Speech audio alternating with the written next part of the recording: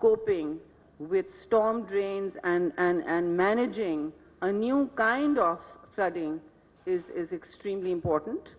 And it requires, I mean, this is called adaptation. It requires, adaptation is no inexpensive business. It requires a great deal of money and it requires time. Do we have time? Many countries do not, many communities. Within each country, climate change will be experienced unequally. Women and children and coastal and the poor at the margins will experience it like hell on wheels. The cities with more preparedness, with walls of concrete will have more, obviously, will be more resilient. But eventually, like 40 degrees came to Europe this summer, it will come to everyone. So my theme at COP27 was what goes on in Pakistan will not stay in Pakistan, because every ecosystem, especially through the oceans, is completely connected.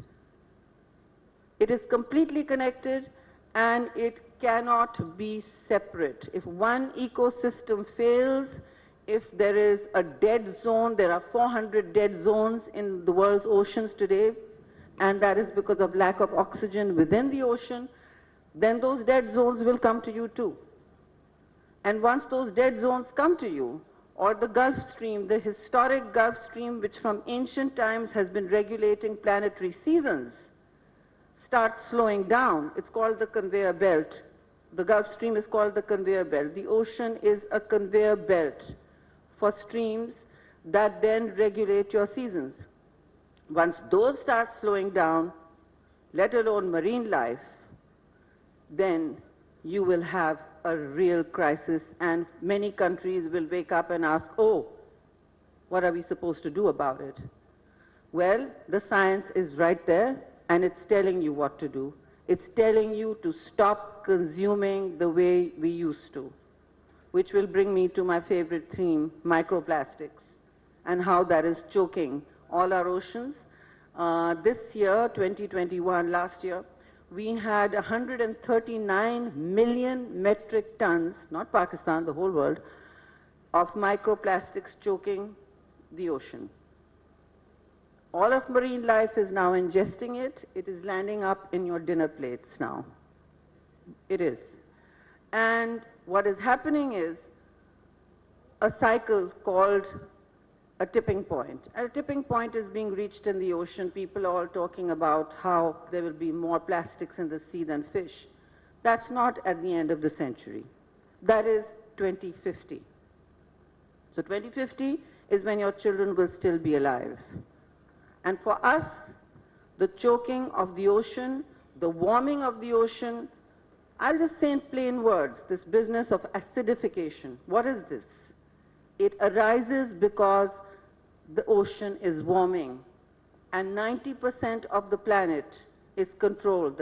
The seasons, the tides, 1/5 of protein that we eat is controlled by the ocean. But most dangerously, and people don't realize, this is why I say what goes on in one ecosystem will go into the other. The most dangerous thing is the melting Arctic and the melting glaciers. Because once the Arctic is no longer ice, and today's reports tell us it won't be, then the jet stream that reflects sunlight back to the sun, all that ice reflects sunlight back to the sun. And our oceans have been absorbing 90% of our own emissions, the sun's warming, our global warming, for the last 50 years.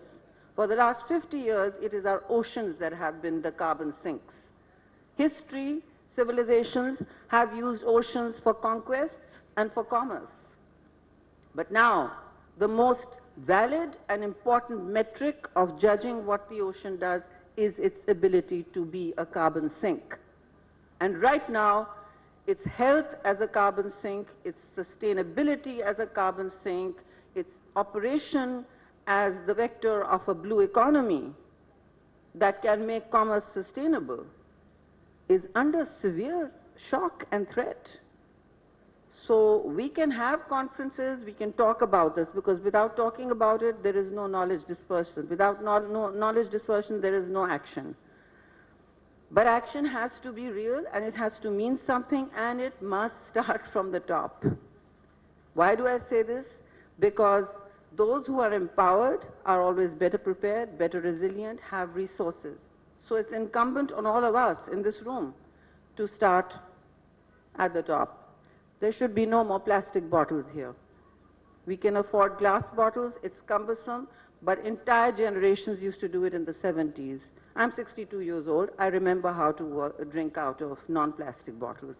So we will all have to remember how to do that. My office is not allowed to use it, neither is the Senate, none of its committees, none of my offices. Very soon the government of Pakistan will also not. It is very hard to regulate plastics.